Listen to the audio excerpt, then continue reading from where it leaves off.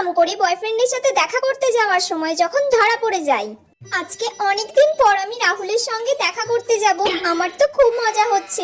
এতদিন তো ওর সাথে আমি দেখা করতেই পারিনি, কারণ গরমের জন্য স্কুল পড়া সবকিছু ছুটি ছিল। এবার স্কুল খুলেছে আর আমি রাহুলের সঙ্গে দেখা করতে যাব স্কুলে যাওয়ার নাম করে। আমার তো খুব মজা হচ্ছে, চাই তাড়াতাড়ি বেরিয়ে পড়ি।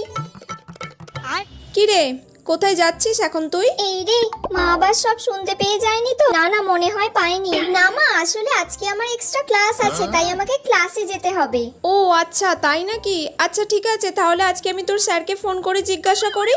না মা, স্যারকে ফোন করতে হবে না। স্যারকেই ফোন করছি আমি। না মা, স্যারকে ফোন করুনি। তুই কেমন পড়ছিস সেটা জানতে হবে তো। আরে আমি তো রোজই পড়তে যাচ্ছি, সব পড়া পারি। স্যারকে ফোন করতে হবে না, ছেড়ে দাও। তুই পড়তে যাচ্ছিস নাকি রাহুলের সাথে দেখা করতে যাচ্ছিস? কি ভাবছিস, আমি কি কিছু শুনতে পাই না? এই রে, মা শুনে ফেলেছে তাহলে।